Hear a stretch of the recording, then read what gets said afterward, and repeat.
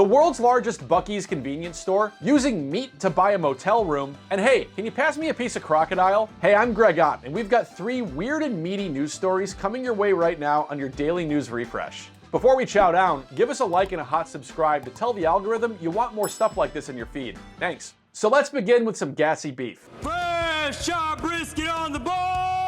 This man screaming about brisket in Texas isn't chopping up the stuff at some TikTok famous hole-in-the-wall barbecue joint. He works at Buc-ee's, the massive gas station, travel center, superstore, parking lot, toilet farm where chopped brisket sandwiches are the chain's top seller. There's a line outside of this particular Buc-ee's location at 6 a.m. on Monday in Luling, Texas. And our friends here aren't dressed up like cartoon beavers because the state's electrical grid failed and they need to fuel their generators. They're here for the grand opening of what's now the largest Buc-ee's in the country, a 75,000 plus square foot complex that's got everything one would want out of a roadside oasis that's nearly 20,000 square feet larger than a football field. They've got pecans, they've got cigarettes, they've got gasoline, and of course they've got restrooms, and restrooms. I love the brisket sandwiches. That's one of my favorites. That's probably the favorite. And then, of course, beaver nuggets. This guy with a stain on his clothing woke up around 4 in the morning so that he could be the first person online here. So that one day, I don't know, people would know that he was the first customer to enter a gas station, I guess. He told local news he's actually got receipts that can prove he's been to all 50 Buc-ee's locations nationwide. Good thing they sell gas.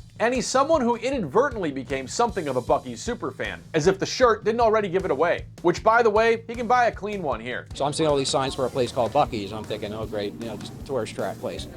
So it just happened to be that I needed gas and I needed a restroom. And gas was cheap, the restrooms were clean, and I've been a fan since. Thanks everybody for coming. It just means so much to me. It just does my heart so much good to see the enthusiasm, the outpouring, the love for what we bring. That's one of the founders of Buc-ee's, along with Texas Governor Greg Abbott, who turned out for this grand opening and ribbon cutting ceremony. Buc-ee's in Luling in its grand opening. Come over here, Buc-ee. Beaver. Now, the grand opening of some gas station isn't usually cause for a celebration that brings out the governor and a bunch of people dressing up like a creature whose anal secretions smell of vanilla. Sure, drivers of cars that run on gas need a place to fuel up, grab a snack, and maybe even borrow a gross key attached to a giant spoon or something to make use of the store's charming convenience. As noted by the National Association of Convenience Stores, there are more than 150,000 convenience stores in the US. And based on our population here, there's roughly 1 convenience store for every 2,204 of us. What's more, about 80% of convenience stores sell gas, and about 80% of motor fuels purchased in the US are purchased at convenience stores. Which, yeah, that all checks out. Beaver and Buc-ee's are now icons across the United States. They spread Texas hospitality, great barbecue, and beaver nuggets wherever they go. While this place is outfitted with 120 fuel pumps, the Buc-ee's company itself boasts to have the cleanest restrooms in America to meet Americans' other gas needs. A claim validated 12 years ago by the Cintas Corporation's America's Best Restroom Award, landing Buc-ee's New Braunfels, Texas location a coveted spot in the Best Restroom Hall of Fame. A place you probably won't find the 28-year-old son of one of Buc-ee's other founders, who's been indicted by a grand jury in Texas on 21 felony counts for recording people in bathrooms in a lake house and other family properties. Great. But hey, it's not just the ins and outs, the comings and goings, and the brisket pickup and drop off that locals are excited about when it comes to this giant gas station. For one thing, this barbecue behemoth reclaims the title of the largest Buc-ee's in the country from a 74,707 square foot location in Sevierville, Tennessee, a spot that's up until now has been billed as the world's largest convenience store. And in honor, the company's director of operations is proud to return to the Lone Star State. Now, to bring that title back to Texas meant a lot to a lot of people, and so we're happy to do it. Our Buc-ee's here in Luling, Texas replaces a previous location that opened in 2003 and was only a measly 35,000 square feet, the type of thing you can fit in your pocket. And the Texas governor celebrated the good-paying jobs that this place is bringing to a small town like Luling, which has a population of around 5,600 people. I heard that a manager of one of these places can make up to $225,000 a year. So let me just put it this way. The governor of Texas gets paid $150,000. So if this governor thing doesn't work out, Beaver, I may be coming to you applying for a job to be a manager and get a pay raise. Good one, I guess, considering multiple websites that track public figures estimates Greg Abbott's net worth is anywhere between $14 and $23 million. But at least for residents in and around Luling, Buc-ee's more than doubling the number of employees at this location to over 250 does appear to have a material impact on people like the store's pitmaster here. It's good paying jobs. It's 401k. It's paid vacation. Aside from new jobs and 24/7 365 access to fresh meat, locals like this guy believe the main pitfall to having this giant place in the area is that it'll force you to interact with loved ones. The only downside to living in Luling is all your relatives want to come see you where they can come to Buc-ee's. So you can have a lot of unexpected knocks at the door. This 75,000 square foot Buc-ee's in Luling is about 2 hours west of Houston. But for all of its sprawl, southern charm, and sanitary urinals, it's objectively not quite as beautiful as what's been billed as the world's prettiest convenience store, which we told you about recently here on your news refresh. Please subscribe. As it's a Lawson convenience store beautifully framed by Mount Fuji. And it's proved to be so popular, they've had to put up a giant net to block people from taking selfies in front of it because of too many tourists. But hey, good news. People are already poking holes in the net so they can still get their shots. Life finds a way.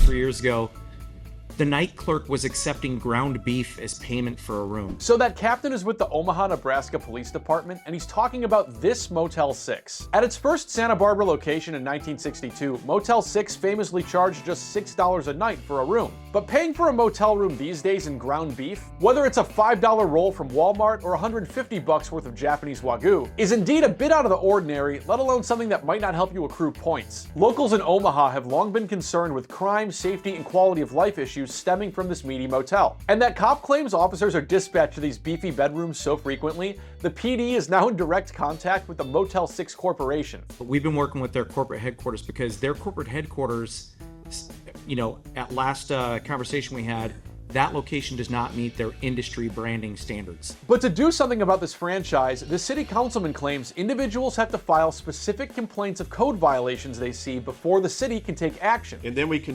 can turn it over to city planners or inspectors to go out and look at the violations. In spite of loose wallets full of meat or whatever, as of this week, there aren't any open code violations at this particular location. Not that that's much solace to reviewers on Booking.com who have given this motel a right down the middle 5 out of 10 rating. With Ashley calling it fine, Charles calling it interesting, and Dot O'Brien claiming that meth heads / prostitutes live there. A review that the hotel thanks Dot O'Brien for making. A Motel 6 spokesperson told local news that we are committed to providing clean, comfortable rooms and great service at an affordable rate. We hold ourselves and our franchisees to the highest standards of safety and are committed to being a partner to local law enforcement and helping address community crime or violence in any way we can. Nonetheless, leaders in Omaha are putting pressure on this Motel 6 to address their beef with the place, which pleases not just this neighbor, but likely local vegetarians. I am actually thrilled. Honestly, if I won the lottery tomorrow, I would go and buy that place and bulldoze it down.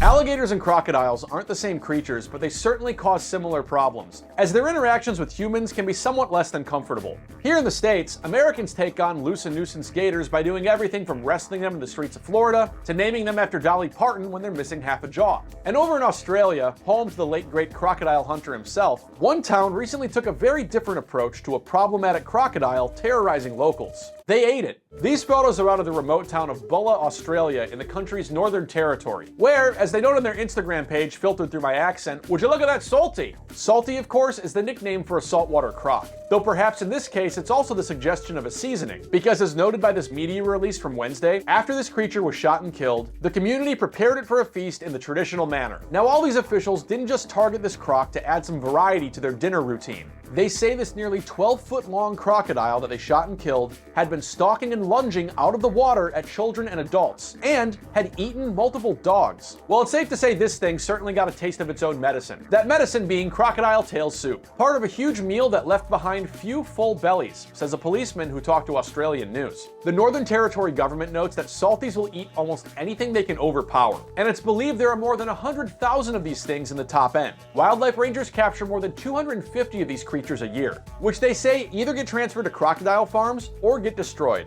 As of press time, we here at your Daily News Refresh don't have any recipes for farmed or destroyed crocodile, but we do have new weird and interesting news stories like these each and every day, so subscribe for more.